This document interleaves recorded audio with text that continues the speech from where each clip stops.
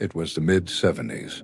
6 of us, all student teachers, were stationed out in a remote patch of Yorkshire.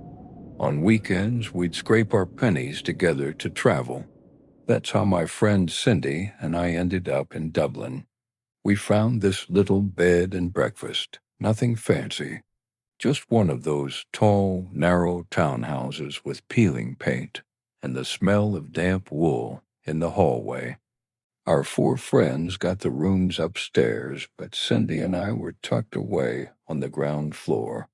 They'd converted the old front parlor into a bedroom. It had these massive floor-to-ceiling windows, and a ceiling so high you couldn't see the corners in the dark. The first thing I noticed was the smell.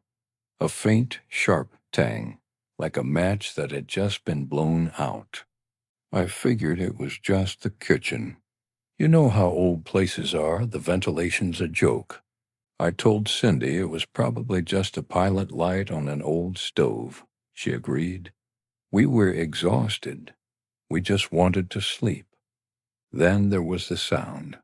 A tiny, rhythmic hiss coming from the light fixtures on the wall. They were these ornate, brass things, once gas-operated but clearly converted to electric. I stared at them from the bed, watching the light flicker. Just old wiring, I thought. The wind in the chimney making the pipes whistle. It was a logical explanation. It had to be. But the air in the room felt thick. Not hot, just hard to move through. I remember trying to roll over, and my limbs felt like they were encased in cooling wax. I told myself I was just coming down with a cold, the Yorkshire damp finally catching up to me. Then the dream started. Except it wasn't like any dream I've ever had before. I was lying in that same bed, in that same parlor. I could smell the gas, thick and suffocating now. I tried to scream to Cindy that we had to get out, but my voice was stuck in slow motion. Every word took a year to cross my lips. The lights are leaking. I bolted upright, drenched in sweat. The room was silent. Then I looked over at Cindy. She was already awake, staring at me with these wide, terrified eyes. I started to say, I had the strangest nightmare, and she cut me off. She didn't even let me finish. She said, the lights were leaking. We couldn't get out. We had the exact same dream, word for word, sensation for sensation. The next morning, the everyday world felt wrong. We went into the dining room for breakfast, and everything was too quiet. The server, a thin man who moved like he was trying not to disturb the dust, brought our tea. I tried to make a joke of it, to ground myself. I asked him about the old gas fixtures in our room. He didn't smile.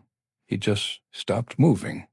He stood there, holding the teapot, staring at a spot on the wall just behind my head.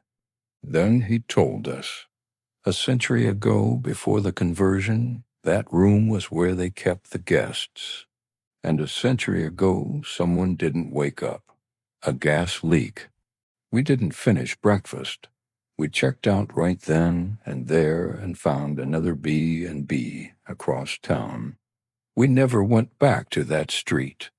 But sometimes when I'm staying in a place that's a little too old, I'll lie awake and listen to the walls. I think about that server's face. He wasn't surprised. He'd seen that look on people's faces before. What keeps me up, though, isn't the ghost. It's the logic. If we hadn't both woken up at that exact second, if the dream hadn't been loud enough to break through that heavy air, would we have just kept sleeping? People say dreams aren't real, but that's the thing about gas. You can't see it, and by the time you realize it's there, you're already too tired to leave. Thanks for listening. If you have a story like this, I'd love to hear it in the comments. Don't forget to subscribe for more.